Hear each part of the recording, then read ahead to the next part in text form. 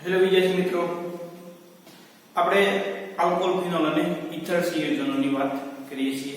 તેમાં લાસ્ટ લેક્ચરની અંદર આપણે રાસાયણિક પ્રક્રિયા વિશેની જે ડિસ્કશન શરૂ કરી હતી. મિત્રો, અલગ અલગ પ્રકારની રાસાયણિક પ્રક્રિયા થતી હોય. ઇલેક્ટ્રોન અનુરાગી, કેન્દ્ર અનુરાગી, ક્યારે કેન્દ્ર અનુરાગી પ્રક્રિયા થાય, ક્યારે ઇલેક્ટ્રોન અનુરાગી પ્રક્રિયા થાય, એના વિશેની વાત જે છે આપણે લાસ્ટ લેક્ચરની અંદર સ્ટાર્ટ કરી.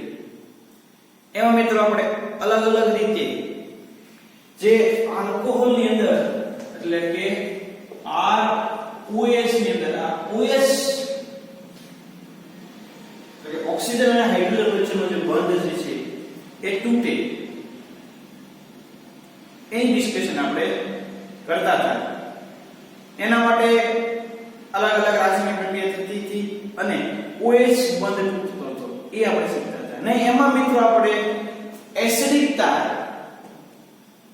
ની વાત જે શીખી ગયા. આલ્કોહોલ, ફિનોલ અને પાણી કોણ એસિડિક છે, કોણ લેસ એસિડિક છે, કોણ પ્રબળ એસિડિક નો ધર્મ ધરાવે એના વિશેની જે આપણે ડિસ્કશન કરી ગયા. અને સાથે સાથે pKa ને આધારે એસિડિકતા નક્કી કરવાની વાત પણ આપણે એ લેક્ચરની અંદર કરી ગયા. એટલે આપણે શેના વિશે ડિસ્કશન કરીએ છીએ તો કે આલ્કોહોલ અથવા તો ફિનોલ. ફિનોલ એટલે EROS એમાં OS બંધ તૂટવાની વાત જે આપણે કરીએ છીએ. શેની વાત કરીએ છીએ આપણે? આલ્કોહોલ અને ફિનોલમાં આ OS બંધ તૂટવાની વાત થાય. અને ત્યારે મિત્રો આપણને અલગ અલગ નિપજ જે છે મળે એના વિશેની આપણે ડિસ્કશન કરીએ છીએ. તો એમાં આજે આપણે નવી વાત શીખવાની છે એસ્ટરીકરણ.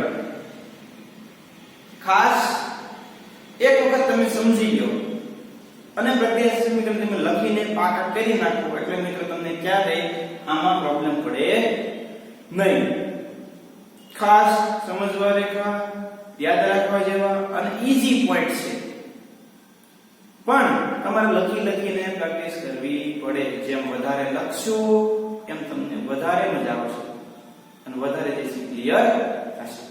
ઓકે, તો એક પછી એક વિશે આપણે પ્રક્રિયા જોતા જઈએ અને જે છે આપણે આગળ વધતા જઈએ. ક્લિયર? એસ્ટરીકરણ ની અંદર શું થાય છે મિત્રો એ આપણે જોતા જઈએ. તો સૌપ્રથમ આલ્કોહોલ અને ફિનોલ સંયોજનો કાર્બોક્સિલિક એસિડ, એસિડ ક્લોરાઇડ અને એનહાઇડ સંયોજનો સાથે પ્રક્રિયા કરીને એસ્ટર બનાવે. એસ્ટરીકરણ એટલે એસ્ટર બનવાની પ્રક્રિયા થાય. પહેલા પ્રથમ તો મગજમાં ખ્યાલ નાખો. એસ્ટરીકરણ એટલે એસ્ટર બનવાની પ્રક્રિયા. ક્લિયર? ક્યારે બને? તો કે આલ્કોહોલ એટલે કે ROS આલ્કોહોલ કોની સાથે પ્રક્રિયા કરે ભાઈ? આલ્કોહોલ કોની સાથે પ્રક્રિયા કરે? તો કે acid chloride RCOCl acid chloride અથવા તો કાર્બોક્સિલિક એસિડ એટલે કે RCOOS અથવા તો એસિટિક એનહાઇડ્રાઇડ CH3CO2. આ ત્રણમાંથી કોઈ પણ એક સાથે પ્રક્રિયા કરે એસિડિક મીડિયમ ની અંદર. કેવા મીડિયમ ની અંદર ભાઈ? એસિડિક મીડિયમ ની અંદર એટલે કે એસિડ ની હાજરીમાં. અથવા તો આ એસિડ છે એટલે મીડિયમ કેવું હોય? એસિડિક હોય. બરોબર? Alcohol, acid chloride, carboxylic acid કે એસિડ એનહાઇડ્રાઇડ સાથે પ્રક્રિયા કરે ત્યારે મિત્રો ખાસ હવે સમજવા જેવી વાત છે. જો અહીંયા તમને સમજાવું. આ R, આ O અને આ H અને કાર્બોક્સિલિક એસિડ લેતા હોઈએ તો કે C+O એની સાથેનો આ OS અને એના સાથેનો આ R. આ S, આ OS -H2O થાય. શું થાય? -H2O થાય અને કમ્બાઈન થશે આપણે R' કહીએ. શું કહીએ? R'.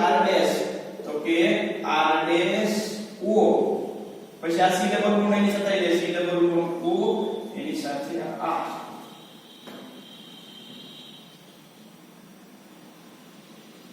શું થાય છે મિત્રો?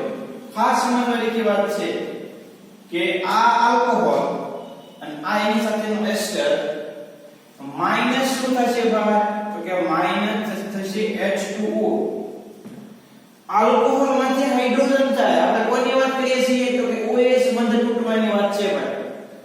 એટલે કે R-OH એમાંથી આ H બંધ થયું, OH માં લેવા X જે છે રિમૂવ થાય અને કાર્બોક્સિલિક એસિડ એમાં રહેલો OH સમૂહ જે છે ત્યાંથી રિલીઝ થાય, માઈનસ થાય H2O. પણ મિત્રો ખાસ યાદ રાખજો આ પ્રક્રિયા જે છે પ્રતિવર્તી પ્રક્રિયા છે. કેવી પ્રક્રિયા છે? પ્રતિવર્તી પ્રક્રિયા. એટલે કે આમાંથી આ પણ બની શકે અને આમાંથી આ પણ બની શકે. તો એસ્ટરમાં તમે આને કહેવાય એસ્ટર મિત્રો. તો એસ્ટરમાં તમે જો પાણી ઉમેરો તો તમને આલ્કોહોલ અને કાર્બોક્સિલિક એસિડ મળે. ખાસ યાદ રાખવા જેવું અને સમજવા જેવી વાત છે ભાઈ. આમાં કોઈને પ્રોબ્લેમ ન રહેવો જોઈએ. ખાસ સમજતા જજો. આપણે શાંતિથી એક પછી એક ટોપિક જે શીખવાનો છે. કોઈ પણ પ્રકારની આપણે ઉતાવળ નથી. ખાસ સમજજો. ક્લિયર થાય છે આટલું? હવે ઉદાહરણ લઈ લઈએ મિત્રો.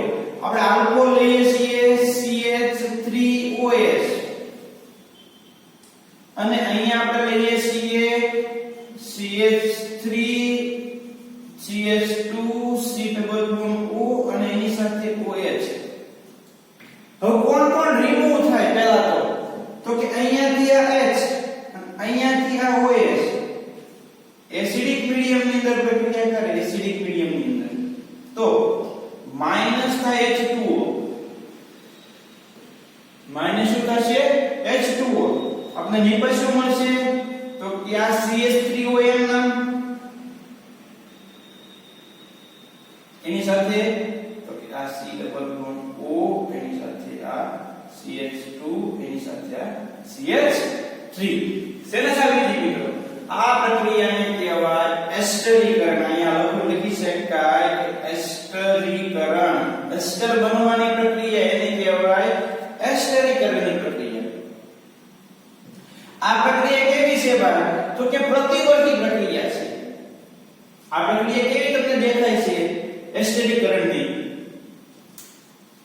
તો એ પ્રક્રિયા મને પ્રતિવર્તી પ્રકારની દેખાય છે. કેવી દેખાય છે? પ્રતિવર્તી પ્રકારની. પણ મિત્રો આને આ પ્રક્રિયાનું pyridine બેઝ ની હાજરીમાં કરું, એટલે કે PCC ની હાજરીમાં કરું, pyridine ની હાજરીમાં કરું તો આ પ્રક્રિયા પ્રતિવર્તી રહેતી નથી. પ્રક્રિયા એક જ દિશામાં થાય અને મને યોગ્ય દિશા બસ મળી રહે.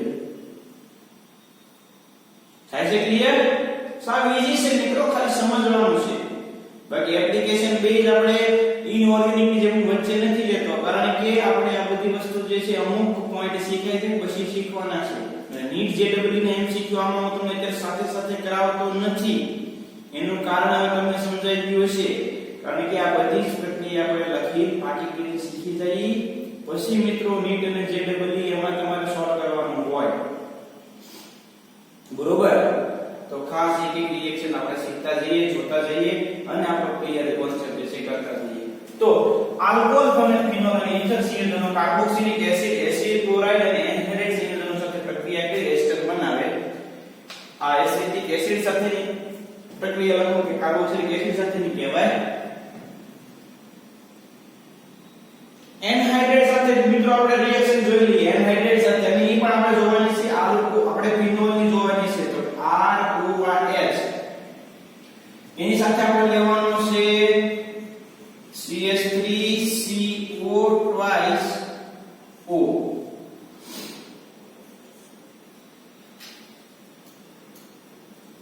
એટલે હવે જે છે મિત્રો કઈ નિપજ મળશે તો ખાસ સમજજો મિત્રો. આમાં તમને પાણીનો અણુ દૂર થાય. જે અહીંયા તમે જોશો પાણીનો અણુ દૂર થાય એના બદલે અહીંયા જે છે મિત્રો એસિડિક મીડિયમ હોય તો આ તમે કઈ રીતે લખી શકાય ખબર જ છે કે CH3CO આ O આ CO CH3 ખરેખર તો એસિડિક એસિડ આ સંયોજન છે ને CH3CO O CO CH3. અહીંયાથી બોન્ડ જે છે એ બ્રેકિંગ થાય એટલે આ COCH3 અહીંયા ઓક્સિજન સાથે કમ્બાઈન થાય. હવે કોણ કોણ ભેગું થશે? તો આ રાઉન્ડ કરું છું ની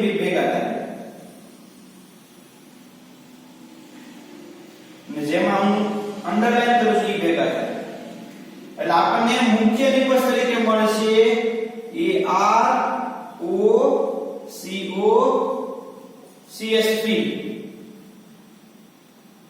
અને બીજું મળશે CH3 COO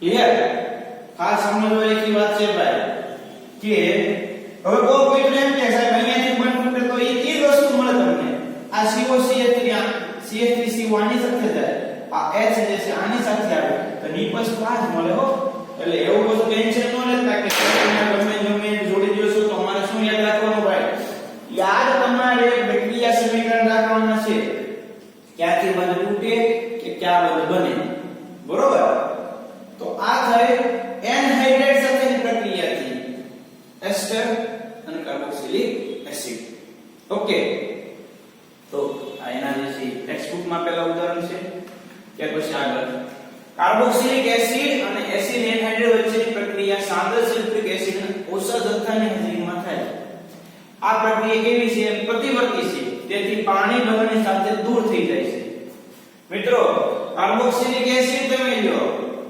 એનહાઇડ્રેટ લો એસિડિક મીડિયમ હોય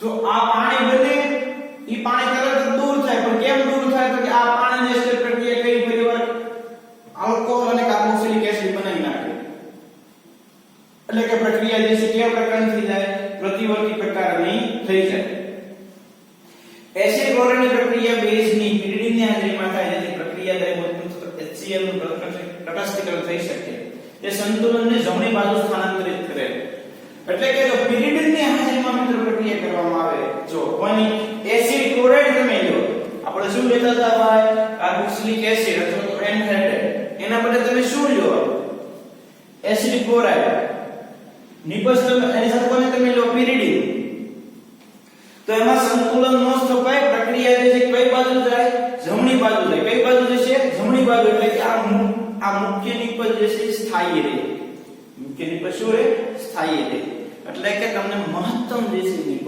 મળે ખાસ સમજો આ બે પ્રતિવર્તી પ્રકારની છે રિએક્શન એટલા માટે એમાં નિપજનું પ્રમાણ કેવું હશે ઓછું હશે પણ જો તમે એસિડ ક્લોરાઇડ લો પિરિડિન બેઝ ની હાજરી લો મિત્રો તો પ્રક્રિયા પ્રતિવર્તી રહેતી નથી એમાં સંતુલન જે છે જમણી બાજુ સ્થાનાંતરિત થાય એટલે કે સંતુલન આ બાજુ થાય એટલે કે તમને નિપજ મહત્તમ મળે પછી એમાં સંતુલન સ્થપાવવાની કોઈ વાત રહેતી નથી આલ્કોહોલ અને ફિનોલ સંયોજનોમાં એસિટાઇલ સમૂહના પ્રવેશ એસિટિલેશન કહેવાય એસિટાઇલ સમૂહ દાખલ થતો હોય તો એનું બીજું નામ છે એસ્ટિલેશન પણ કહેવાય આ જે છે મિત્રો સિલિસિલિક એસિડ ના એસિટિલેશન એસ્પિરિન જે છે વેદનાહારક ઔષધ જે છે તમે બનાવી છે તો ખાસ મિત્રો અગત્યની છે એસિટાઇલેશન થી એસ્પિરિન બનાવે આને કહેવાય સેલિસિલિક એસિડ બેન્ઝીન ઉપર COOH અને OH સમૂહ હોય બાજુના કાર્બન ઉપર તો એને કહેવાય સેલિસિલિક એસિડ એની કોની સાથે પ્રક્રિયા થાય એસિડિક એનહાઇડ્રેટ સાથે એસિટાઇલેશન થાય તો મિત્રો આપણને નિપજની અંદર એસ્પિરિન મળે છે હવે જો અહીંયા રિએક્શન તમને સમજાવું આ H અને આ એસિડિક એનહાઇડ્રેટ લાવ લખી શકાય CH3CO આ O CO CH3 આ H અને આ બે ભાગી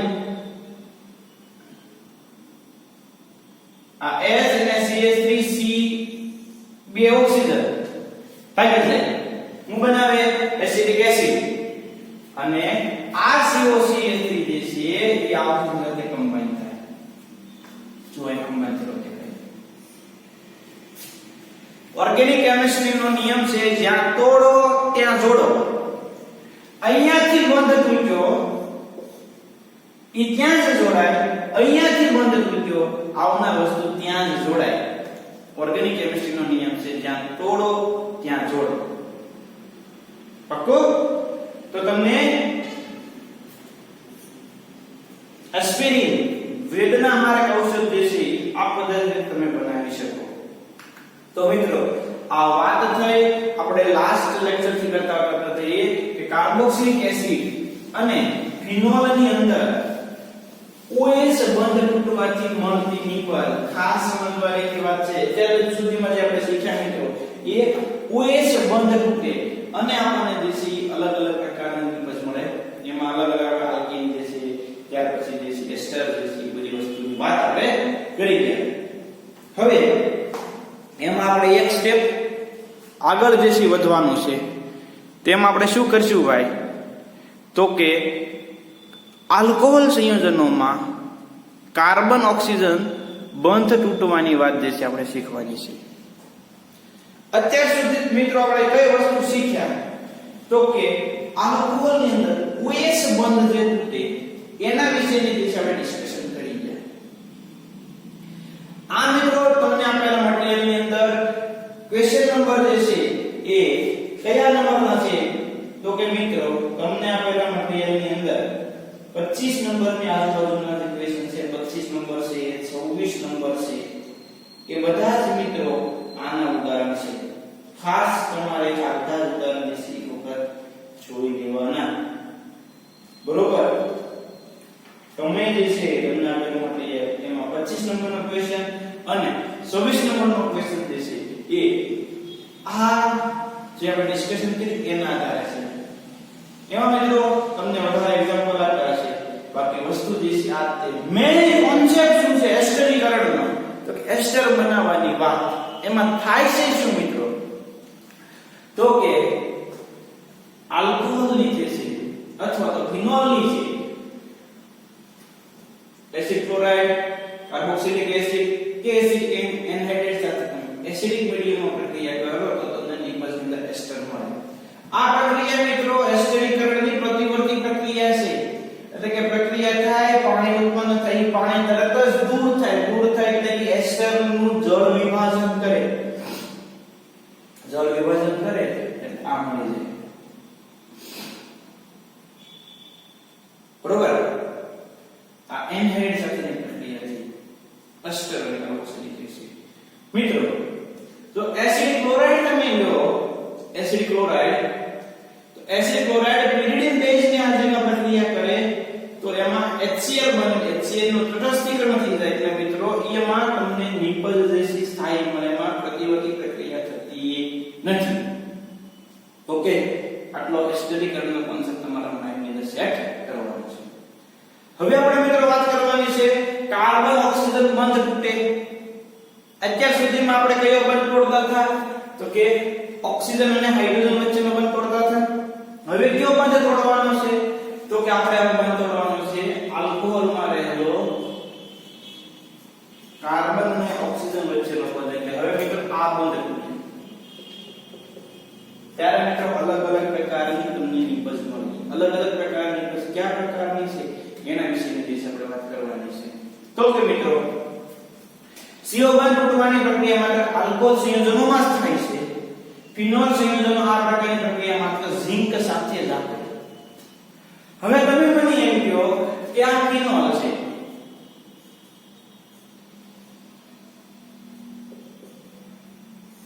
એમાંથી આ બંધ તૂટે તો પાછળ તો વધે બેન્ઝીન જ તેને. ફિનોલ કાર્બન ઓક્સિજન એટલે આ બંધ તૂટે તો વધે પાછળ બેન્ઝીન જ તે. આ કોની હાજરીમાં છે ખબર? Zn-ડસ્ટ. ફિનોલ ની Zn-ડસ્ટ ની હાજરીમાં પ્રક્રિયા કરો તો આપણને બેન્ઝીન જે છે નિપજની અંદર મળે. ફિનોલ માં એક જ પ્રક્રિયા થાય, બીજી પ્રક્રિયા ન થાય. કારણ કે હવે મિત્રો બેન્ઝીન બની ગયો, આગળ જશે કે બનશે નહીં. તો હવે મેઈન વાત કરે આલ્કોહોલની, તો કે એની મિત્રો આપણે અલગ અલગ વિશે ડિસ્કશન કરતા જઈએ. એમાં પહેલી રિએક્શન છે હાઇડ્રોજન હેલાઇડ સંયોજનો સાથેની પ્રક્રિયા. આલ્કોહોલની કોની સાથેની પ્રક્રિયા? હાઇડ્રોજન હેલાઇડ સાથેની પ્રક્રિયા. મિત્રો ખાસ સમજવાની વાત છે કે આલ્કોહોલની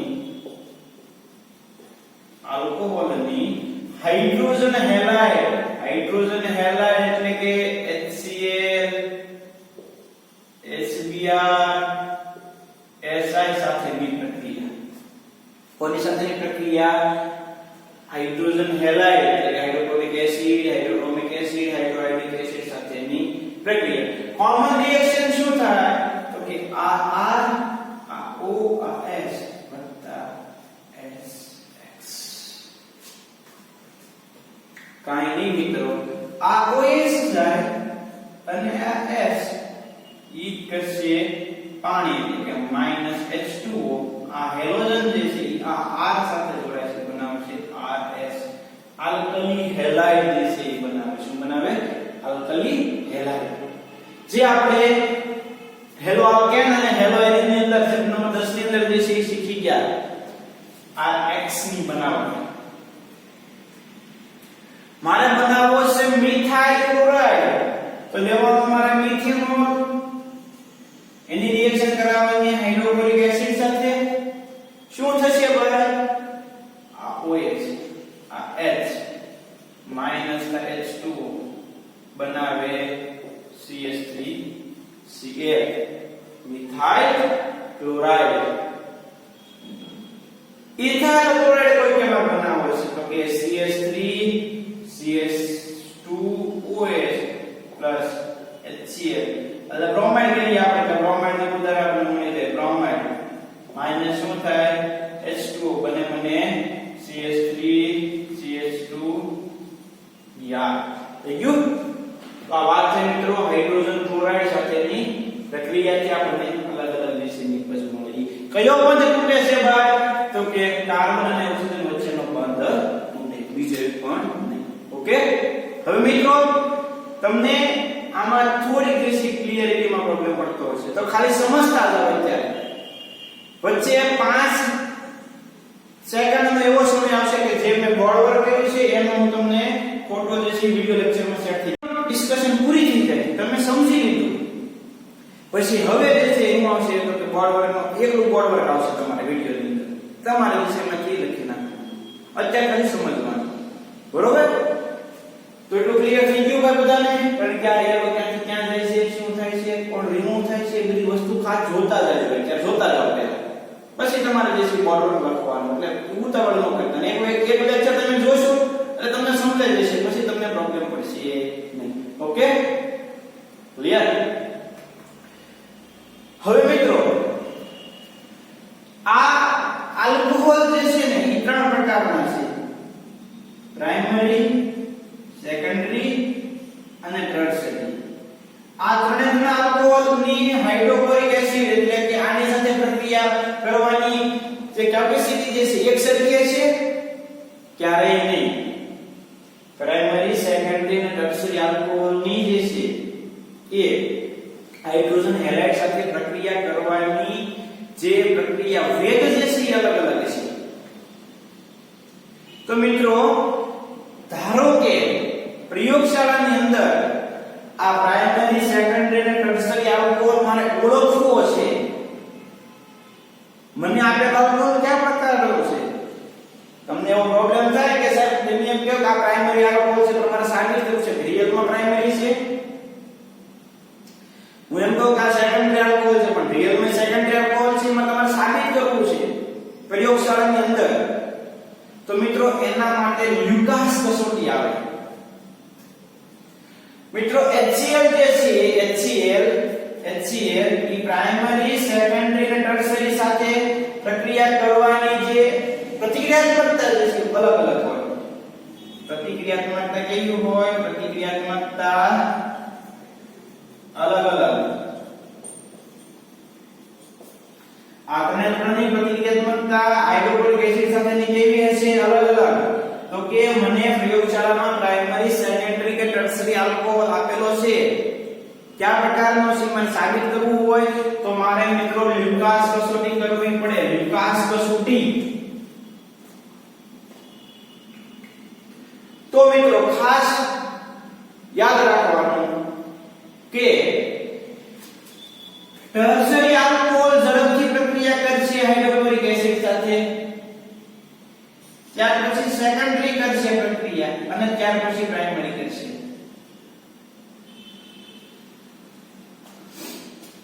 કારણ કે અહીંયા જે બનતો આ ટર્શરી આલ્કોહોલ જે છે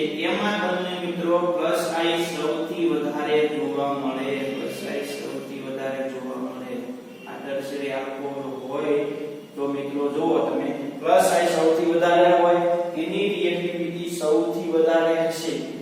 પછી જે છે મિત્રો તમે જુઓ તો સેકન્ડરી ની છે. આપણે જે છે એક અને બોર્ડ દર્શાવતા નથી, પણ આ જે છે એ CH3, આ CH3, આ H અને આ OH, આ OH. અને પછી એ પ્રાઇમરી લઈ કોઈ પણ CH3OH. બરોબર? તો એની પ્રતિક્રિયાત્મકતાનો ક્રમ આ છે.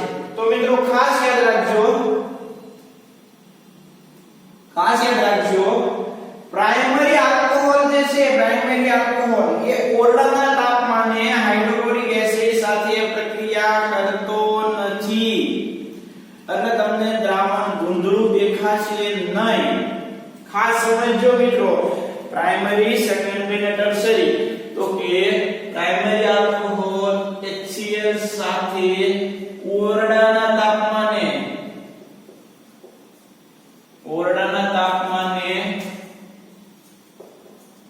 પ્રક્રિયા ન કરે. પ્રાઇમરી આલ્કોહોલ HCl સાથે ઓરડાના તાપમાને પ્રક્રિયા કરશે નહીં.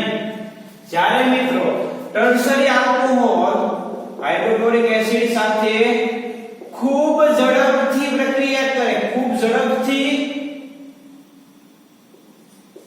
પ્રક્રિયા કરે તરત જ તમે જ્યારે ટર્શરી આલ્કોહોલ લીધો અને એમાં તમે HCl આપો તરત તમને દ્રાવણ જે છે ધૂંધળું દેખાય, તરત જ એમાં તેલ બિંદુ તમને દેખાય, તરત જ તમને તેલ બિંદુ દેખાય. ઝડપથી પ્રક્રિયા કરે એટલે એમાં શું થશે તો કે તરત જ તેલ બિંદુ તમને દેખાય. દ્રાવણ જે છે તરત જ તમને કેવું મળે? ધૂંધળું મળે. તો એ આપેલ આલ્કોહોલ કયા પ્રકારનો છે તમે કહી શકશો? તો એ આપેલ આલ્કોહોલ ટર્શરી પ્રકારનો છે એવું તમે કહી શકશો. અને થોડીક વાર લાગે, ધીમી પ્રક્રિયા કરશે. કેવી પ્રક્રિયા કરશે? ધીમી પ્રક્રિયા. તેલ બિંદુ મળતા તમને 5-7 મિનિટ કે 10 મિનિટ જેવો સમય લાગે તો આ આલ્કોહોલ કયા પ્રકારનો છે? સેકન્ડરી આલ્કોહોલ જે છે એવું તમે સાબિત કરી શકશો. ક્લિયર થાય છે ભાઈ? ખાસ સમજવા એક વાત છે, સાવ ઈઝી વાત છે મિત્રો. તમને જે છે એ પ્રયોગશાળાની અંદર કયા પ્રકારનો આલ્કોહોલ આપેલો છે, પ્રાઇમરી છે, સેકન્ડરી છે કે ટર્શરી છે, એના માટે મિત્રો તમારે લ્યુકાસ કસોટી કરવાની છે. શું કરવાનું છે? લ્યુકાસ કસોટી. ખાસ સમજી લેજો.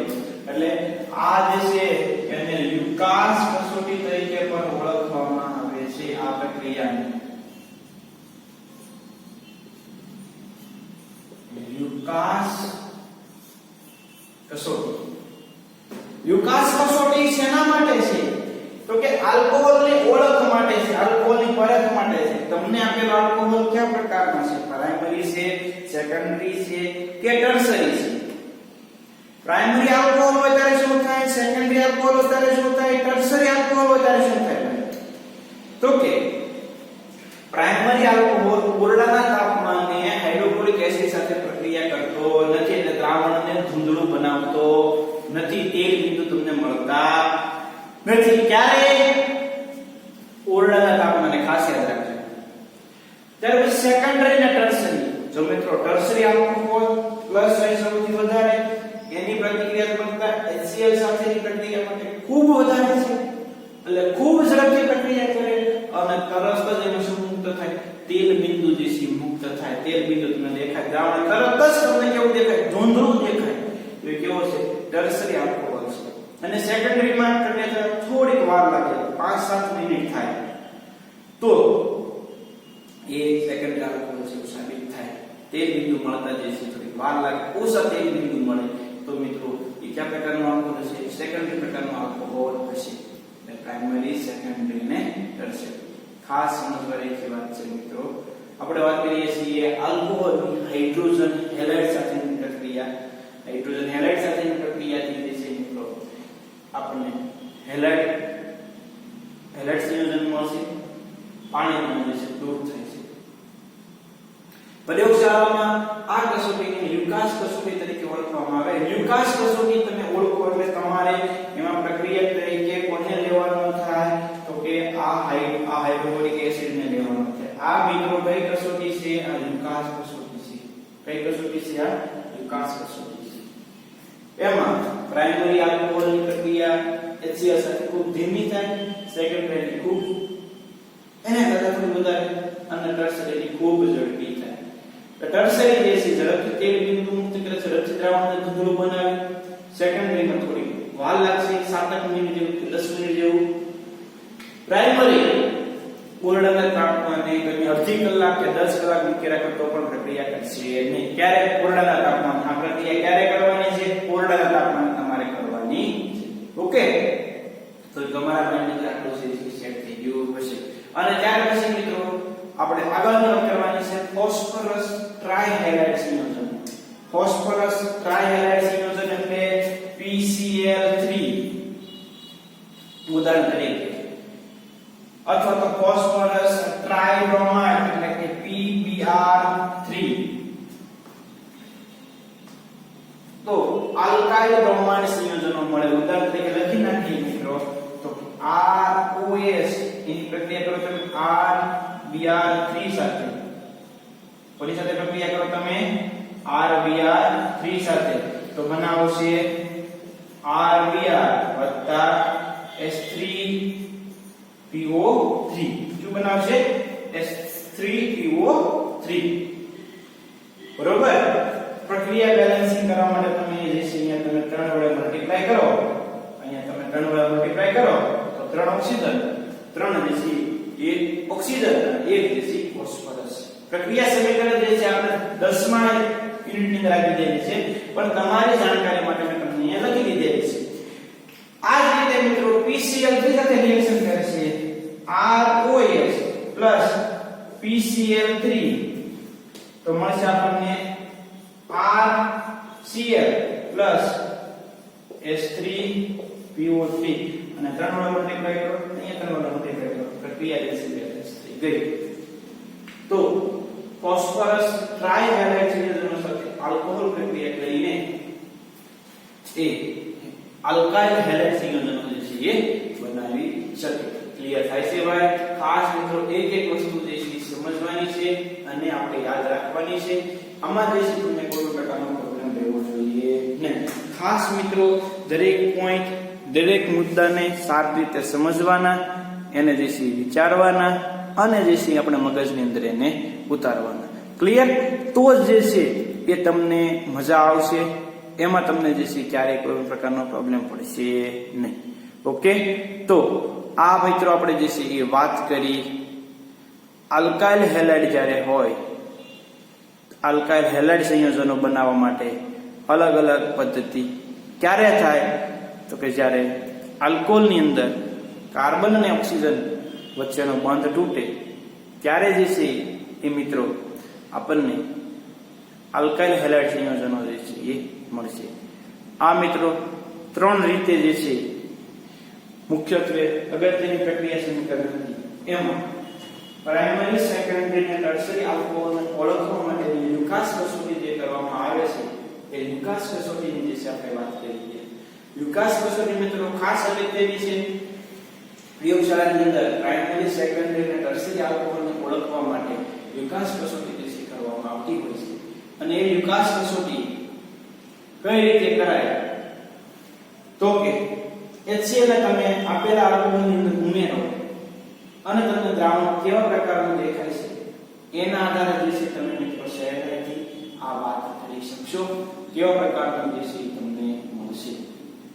ઓકે, તો મિત્રો ખાસ સમજવાની એક વાત હતી, યાદ રાખવા જેવી વાત હતી, જે આપણે આલ્કોહોલ સંયોજનની હાઇડ્રોજન હેલાઇડ સંયોજનો સાથે ની રિએક્શન જે છે શીખી ગયા. એમાં લ્યુકાસ કસોટી મિત્રો ખાસ મગજમાં સેટ કરજો. જો ટર્શરી આલ્કોહોલ છે પ્રક્રિયા ઝડપથી થશે, તરત જ તેલ બિંદુ મળશે. જો સેકન્ડરી આલ્કોહોલ છે HCl સાથે પ્રક્રિયા થતા થોડીક વાર લાગશે, એટલે વાર લાગશે તો દ્રાવણ જે છે એ ધૂંધળું બનશે નહીં, ઝડપથી થોડીક વાર લાગશે. પ્રાઇમરી આલ્કોહોલ છે તો ઓરડાના તાપમાને પ્રક્રિયા કરશે નહીં. બરોબર? તો લ્યુકાસ કસોટીની જે છે આપણે થિયરી રીડ કરવાની છે મિત્રો. થિયરી જે છે એ આપણે રીડ કરી દઈએ અને જે છે એ આપણે શીખી જઈએ. આ રિએક્શન તમારે લખવાની હતી. આગળ થોડો વિડિયો જે છે લઈ અને આ સમીકરણ જે તમે લખી નાખ્યો, તમે આગળના ચેપ્ટરમાં શીખી ગયેલા છો, પણ તમારી માહિતી માટે ખાસ જે છે એ આપણે ઝડપથી જોતા જઈએ. આલ્કોહોલ સંયોજનનો વિકાસ પ્રક્રિયામાં સાંદ્ર HCl અને ZnCl2 દ્રાવક થાય ત્યારે તેના હેલાઇડ સંયોજનો અમિશ્રિત હોય છે અને તેઓ દ્રાવણમાં ધૂંધળાપણું ઉત્પન્ન કરે છે. તૃતીયક આલ્કોહોલ સંયોજનો દ્રાવણમાં તરત જ ધૂંધળાપણું ઉત્પન્ન કરે છે કારણ કે તેઓ સરળતાથી હેલાઇડ સંયોજનો બનાવે. પ્રાથમિક હેલાઇડ સંયોજનો પ્રાથમિક આલ્કોહોલ સંયોજનો ઓરડા તાપમાન દ્રાવણમાં ધૂંધળુપણા ઉત્પન્ન કરતા નથી. દ્વિતીયકમાં શું છે તો કે ધીમી પ્રક્રિયા કરે ખૂબ ટર્શરીની સરખામણીની અંદર, બરોબર. તો લ્યુકાસ કસોટી સાંદ્ર HCl અને ZnCl2 ની હાજરીમાં જે કરવામાં આવે. વાત મેં એ છે ભાઈ કે હેલાઇડ સંયોજન જ્યારે બને ત્યારે જે છે એ હેલાઇડ સંયોજનો જો ઝડપથી બનતા હોય તો એ ટર્શરી આલ્કોહોલ. તો આ એની પ્રતિક્રિયાત્મકતાનો ક્રમ છે. કેમ તો કે મિત્રો આ Cl- હોય શું હોય Cl- એ કેવો બને કેન્દ્રાનુરાગી બને. આ ટર્શરી છે ઝડપથી કાર્બોકેટાયન આનો ઉત્પન્ન છે. ઝડપથી કાર્બોકેટાયન ઉત્પન્ન થાય એટલે Cl- ઝડપથી આવી શકે એટલા માટે સમજો. આ આગળ તમે જે કેન્દ્રાનુરાગી ઇલેક્ટ્રોનુરાગી તમે 11મા ધોરણની અંદર શીખી ગયા ને એ જ કોન્સેપ્ટ અહીંયા લાગુ પડે છે કે આ Cl- એ નેગેટિવ વીજભારિત છે. કોના તરફ જાય તો કે ધન વીજભાર તરફ જાય. એટલે કેવો છો કેન્દ્રાનુરાગી છો તો કે આ કાર્બોકેટાયન ઝડપથી થાય. કાર્બોકેટાયન ઝડપથી થાય એટલા માટે ઝડપથી પ્રક્રિયા કરે. ટર્શરી કાર્બોકેટાયન ઝડપથી થાય ટર્શરી આલ્કોહોલ ઝડપથી પ્રક્રિયા કરે. સેકન્ડરી માં વાર લાગે. પ્રાઇમરી એને કરતા વધારે વાર લાગે કાર્બોકેટાયન બનતા. એટલે મિત્રો આ નહીં પ્રક્રિયા વડાતામાં આ કરશે પણ વાર લાગશે. આ ઝડપથી કરશે, બરોબર. તો પ્રાઇમરી સેકન્ડરી ટર્શરી આલ્કોહોલ કઈ રીતે જે છે એ હાઇડ્રોજન ક્લોરાઇડ સાથે પ્રક્રિયા કરે અને આપણે પ્રયોગશાળામાં પરત કરી શકીએ એની જે છે મેં વાત કરી. ત્યાર પછી હાઇડ્રોજન હેલાઇડ ડિસ્કશન થઈ ગયા પછી ફોસ્ફરસ ટ્રાય હેલાઇડ સંયોજનો આલ્કોહોલ સાથે પ્રક્રિયા કરીને આલ્કાઇલ હેલાઇડ સંયોજનો બનાવે. એના બે પ્રક્રિયા સમીકરણ લખ્યા હતા કે તમે જે છે લખી નાખશો, બરોબર. હવે આગળ વાત કરવાની છે મિત્રો કે ખાસ નિર્જલીકરણની પ્રક્રિયા. કઈ પ્રક્રિયા? નિર્જલીકરણ. આગળ જે છે ત્રીજા નંબરની પ્રક્રિયા જે છે કઈ છે? નિર્જલીકરણ. પહેલા નંબરની પ્રક્રિયા આલ્કોહોલ અને એની સાથેની રિએક્શન છે. ત્યાર પછી બીજી કઈ છે તો કે બ્રોમાઇડ સાથેની રિએક્શન હતી. ત્રીજી કઈ છે? નિર્જલીકરણ. નિર્જલીકરણની પ્રક્રિયા કોની સાથે કરવામાં આવે છે તો કે સાંદ્ર સલ્ફ્યુરિક એસિડ અથવા તો H3PO4 જેવા એસિડની હાજરીમાં નિર્જલ ઝિંક ક્લોરાઇડ અથવા એલ્યુમિનિયમ ઉદ્દીપક દ્વારા નિર્જલીકરણ પામીને પાણીનો અણુ દૂર થાય અને શું મળે ભાઈ આપણને? આલ્કીન ગેસ મળે. ખાસ સમજવાની વાત છે ભાઈ. અહીંયા જે છે આપણે રિએક્શનને સમજી લઈએ ખાસ અને મિત્રો તમે સમજજો અને યાદ રાખજો. જો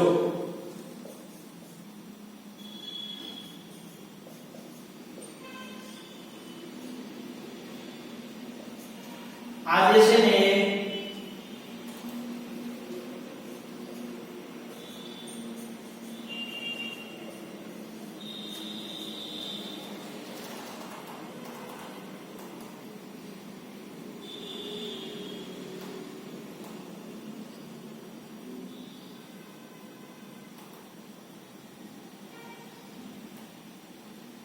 ખાસ સમજો. અહીંયા ધ્યાન જુઓ તમે. અહીંયા જુઓ તમે મેં એક ઉદાહરણ દર્શાવ્યું છું. સમજૂતી માટે આપણે થોડું ધ્યાન દર્શાવવું કે આમ લખી શકાય. તો પહેલા આપણા મગજની અંદર એ છે કે હોવું જોઈએ. આપણે ડિસ્કશન કોની કરીએ છીએ તો કે કાર્બન અને ઓક્સિજન બંધ તૂટવાની વાત કરીએ છીએ. એમાં મેં એક ઉદાહરણ લખ્યું છે ઇથેનોલનું. કોણ લખ્યું છે? તો ઇથેનોલનું. નિર્જલીકરણની પ્રક્રિયા જે છે મારે કરવાની છે. કોની હાજરીમાં થાય તો કે H2SO4 અથવા તો H3PO4 ઉદ્દીપક તરીકે કોને લેવાના છે તો કે નિર્જલ ઝિંક ક્લોરાઇડ અથવા તો એલ્યુમિનિયમ ઉદ્દીપકની હાજરીમાં. એટલે આપણે નિર્જલ ZnCl2 ઝિંક ક્લોરાઇડની હાજરીમાં જે છે પ્રક્રિયા કરીએ મિત્રો તો જોજો આ S અને OH દૂર થવાના છે. તો ત્યાં વેકેન્સી પડી એટલે આવું થશે. આ કાર્બન એની સાથે બે હાઇડ્રોજન હતા. આ કાર્બન એની સાથે બે હાઇડ્રોજન વધ્યા અને આ ડબલ બોન્ડ થઈ ગયા, નામ મળી ગયું મને ઇથિન જેસી મળી ગયું. અને શું મળી ગયું? ઇથિન જેસી મળી ગયું. આને વસ્તુ અહીંયા છે, તમે અહીંયા જે છે એવું લખી નાખવું, કોઈ પણ આ CH3 પછી આ H અને આ H આ શું થઈ ગયું? તો કે પ્રોપેનોલ થઈ ગયો. 3 કાર્બન એટલે ઇથેન મિથેન પ્રોપેનોલ થઈ ગયો. તો એમાંથી શું મળશે? તો કે જો એક CH3 એમ નામ, આ એક H, આ એક H અને આ એક H, આ બે દૂર થાય -H2. પાણીનો અણુ દૂર થાય એટલે કઈ પ્રક્રિયા કહેવાય? નિર્જલીકરણ. પાણીનો અણુ દૂર થાય. શું થાય છે ભાઈ? પાણીનો અણુ દૂર થાય, નિર્જલીકરણની પ્રક્રિયા થાય. કોની હાજરીમાં થાય? તો કે સાંદ્ર સલ્ફ્યુરિક એસિડ અથવા તો H3PO4 અને ઉદ્દીપક તરીકે એલ્યુમિના અથવા તો ઝિંક ક્લોરાઇડ. આ વસ્તુ યાદ રાખવાની છે, જે મેં અંડરલાઈન કરી એટલું તમે યાદ રાખી લો એટલે તમારો બેડો પાર. ઇથેનોલને 433 કેલ્વિન તાપમાને સલ્ફ્યુરિક એસિડની હાજરીમાં પ્રક્રિયા કરતા મને શું મળે છે? ઇથિન જે છે એ બનશે. આ ઇથિન બને જો સારી છે, કાંઈ એમાં ડાઉટ નથી. હવે મિત્રો આ જે છે તમે જુઓ CH3CH OH દ્વિતીયક અને તૃતીયક આલ્કોહોલનું તમે નિર્જલીકરણ કરો ત્યારે શું થાય?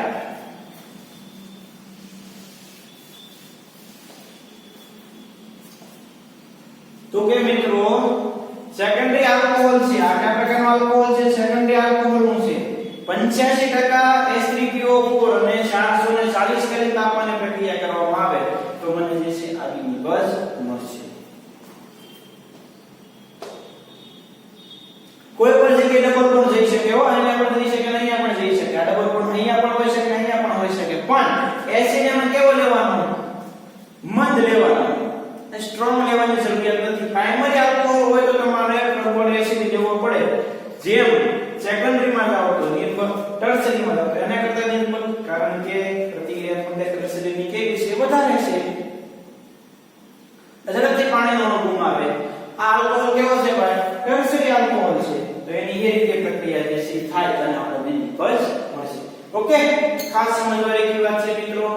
હવે આની ક્રિયાવિધિ જે સાબિત થઈ છે, મેં તમને અગાઉ કહી દીધેલું છે. તૃતીયક અને પ્રાથમિક નિર્જલીકરણનો ક્રમ જે છે, પ્રતિક્રિયાત્મકતાનો ક્રમ પણ આ રીતે છે. બરોબર, ખાસ રીતે સમજજો.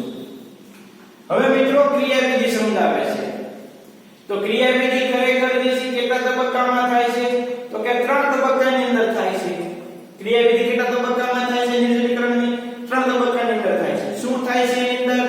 તો કે પહેલા જે છે એસિડ હજી હતો એમાંથી H+ મેળવે એટલે કે પ્રોટોનિક આલ્કોહોલ થયો. આલ્કોહોલે જો અહીંયા પ્રોટોન મેળવો, H+ મેળવો એટલે કે પ્રોટોન મેળવો. પહેલા સ્ટેપમાં શું થાય છે? તો કે આલ્કોહોલ જે છે પ્રોટોન મેળવે. બીજા સ્ટેપની અંદર તો કે આ કાર્બોકેટાયન બને. પછી શું થાય છે? કાર્બોકેટાયન બને એટલે કે આ પાણીનો અણુ જે છે અહીંયાથી દૂર થાય. અને આ તબક્કો કેવો છે? ધીમો છે. એટલે કે કેવો? વેગ નિર્ણાયક તબક્કો છે. ધીમો તબક્કો છે ને વેગ નિર્ણાયક તબક્કો છે. હવે પ્રોટોનના વિરોધનથી ઇથિનનું બનવું. એટલે અહીંયાથી આ H+ ગયો. જે અહીંયા એસિડ આપણે ઉમેર્યો હતો ને, આ H+ આવ્યો હતો, એ H+ એટલે દૂર થઈ ગયો અને આપણને જે છે આલ્કીન મળી ગયો. એટલે કે તબક્કા 1 માં વપરાયેલો એસિડ તબક્કા 3 ની અંદર જે છે આપણને પાછો મળે. સંતુલન જે છે જમણી બાજુ ખસેડવાનો ઇથિન બને તો તરત જ એને દૂર કરવામાં આવે. પ્રક્રિયા ઝડપી કરવામાં આવે છે, ઇથિન બનતો જાય તો તરત જ જે છે ઇથિનને દૂર કરવો પડે. ખાસ મિત્રો તમને સમજવા જેવી વાત છે, યાદ રાખવા જેવું છે, કાંઈ અઘરું નથી. બીજા નંબરની રિએક્શન છે.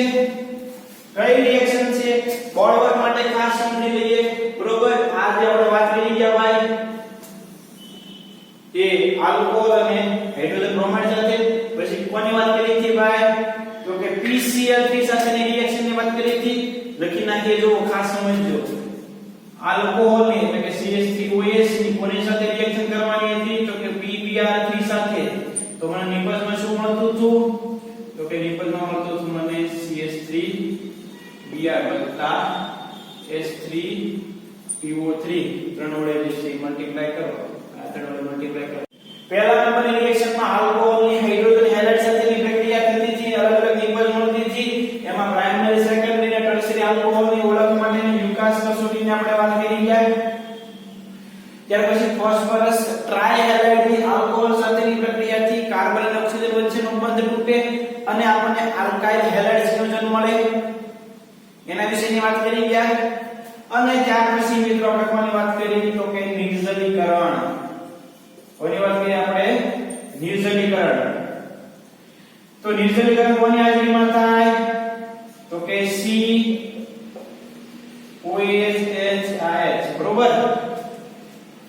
નિર્જલીકરણ વાત થાય એસિડની હાજરીમાં. કોની હાજરીમાં થાય? એસિડની હાજરીમાં થાય. અને આપણને જે છે આ H2 H2O થાય, પાણીનો અણુ દૂર થાય તો જ નિર્જલીકરણ કહેવાય, પાણીનો અણુ દૂર થાય. અને આપણને જે છે એ નિપજની અંદર આલ્કીન જે છે એ મળતું હતું. શું મળતું હતું? આલ્કીન. આ પ્રક્રિયા ત્રણ તબક્કાની અંદર થાય. પહેલા તબક્કામાં ત્રણ તબક્કાની અંદર થાય. પહેલો તબક્કો શું થતું હતું? હું લઉં છું CH3 CH2OH H+ એટલે આ H+ આ જે COH મેળવતો હતો એટલે આપણે આવો લખી શકીએ CH3 CH2OH2 અને ઓક્સિજન પ્લસ. એટલે કે H+ નું સ્વીકાર કર્યો, પ્રોટોન એડ થયો. બીજા રિએક્શન ની અંદર શું થતું હતું ભાઈ? સેકન્ડ રિએક્શન ની અંદર તો કે કાર્બોકેટાયન બનતો હતો. એટલે કે આ CH3 CH2 એટલે આપણે આમાંથી દર્શાવી દીધી. હવે શું થતું હતું ભાઈ તો કે -H2O થાય ને મળતું હતું મને CH3 CH2 CH3 CH2 carbocation બન્યો. હવે શું થાય તો કે H+ દૂર થાય એટલે મને મળે CH2 ડબલ બોન્ડ CH2. આ તબક્કા નંબર 1, તબક્કા નંબર 2 અને તબક્કા નંબર 3 અને મને જે છે એ મળી ગયું આલ્કીન મળી ગયું. પહેલામાં શું થતું હતું ભાઈ તો કે પ્રોટોન એડ થતો હતો, બીજામાં પાણીનો અણુ દૂર થતો હતો, ત્રીજામાં H+ દૂર થતો હતો. જે અહીંયા ઉમેરો તે બધો છેલ્લે નીકળી ગયો. ઓકે, તો આ છે નિર્જલીકરણની પ્રક્રિયા. નિર્જલીકરણની પ્રક્રિયા જો પ્રાઇમરી આલ્કોહોલ હોય તો સાંદ્ર એસિડ જોઈએ, સેકન્ડરી હોય તો મંદ અને ટર્શરી હોય તો સાવ મંદ. બરોબર. આ 20% હતો ને, આ 25% હતો ને, આ એમના સ્ટ્રોંગ હતો. એટલે કે નિર્જલીકરણની પ્રક્રિયાનો ક્રમ પ્રાઇમરી ઝડપ સાવ ઓછો, સેકન્ડરી એના કરતા વધારે અને ટર્શરી સૌથી વધારે પ્રતિક્રિયાત્મક. એટલે તમને બધાને ખબર છે ટર્શરી આલ્કોહોલની પ્રતિક્રિયાત્મકતા સૌથી વધારે, પ્રાઇમરીની સૌથી ઓછી. તો મિત્રો આજના લેક્ચરની ડિસ્કશન થઈ. ક્યાંથી શરૂઆત કરી અને ક્યાં પૂરું કર્યું? પહેલા આપણે એસ્ટરીકરણ શીખ્યા. એસ્ટર બનાવવાની પ્રક્રિયા એટલે એસ્ટરીકરણ, અલગ અલગ પ્રક્રિયા. ત્યાર પછી આપણે હાઇડ્રોજન હેલાઇડ સાથેની ડિસ્કશન કરી. કયો બંધ તૂટે? Carbon oxygen. એમાં ત્રણ પ્રક્રિયાની વાત કરી. હાઇડ્રોજન હેલાઇડ સાથેની આમાં નિકાસ કસોટીની ડિસ્કશન કરી. ત્યાર પછી હાઇડ્રોજન ફોસ્ફરસ ટ્રાયહેલાઇડ સંયોજનોની અને ત્યાર પછી નિર્જલીકરણ. ખાસ મિત્રો દરેક રિએક્શનને તમારે લખી જે છે પાકા કરવાના. તમારા મટીરીયલની અંદર ક્વેશ્ચન નંબર જે છે ક્યાં ક્યાં છે મિત્રો? તો મે બી 25, 26, 27 ને 28 એવા ક્વેશ્ચન નંબર છે એ આ થિયરીના છે. દરેક મિત્રો એ થિયરી બધાય ક્લિયર કરી નાખવાની. અહીંયા સુધીનું દરેક મિત્રો એ ખાસ ક્લિયર કરજો. નેક્સ્ટ લેક્ચરની અંદર મિત્રો આપણે ઓક્સિડેશન થી આપણા લેક્ચરની શરૂઆત કરીશું. પણ દરેક મિત્રોએ ત્યાં સુધીમાં દરેક વસ્તુની ખાસ ક્લિયર કરી નાખવાની, કોઈ પણ ડાઉટ વગર. ઓકે, તો આજે આપણે અહીંયા સુધી રાખીએ. નેક્સ્ટ લેક્ચરમાં આનાથી જે છે આપણે આગળ ડિસ્કશન શરૂ કરશું. પણ દરેક મિત્રો અહીંયા સુધીનું ફરજિયાત ક્લિયર કરી નાખે. એક રિએક્શનને જે છે તમારે 10 વખત લખવી પડશે, ન સમજાય ત્યાં સુધી લખવી પડશે. આ ક્રિયાવિધિમાં આપણો સમય ન આપતા ક્રિયાવિધિ ક્યાંય પૂછાતી નથી લખવાની, પણ આપણને બધી જ પ્રક્રિયા જે છે આવડે. હોવી જોઈએ. ઓકે, તો આપણે અહીંયા સુધી રાખીએ. નેક્સ્ટ લેક્ચરમાં આનાથી આગળ ડિસ્કશન શરૂ કરીશું. ક્લિયર?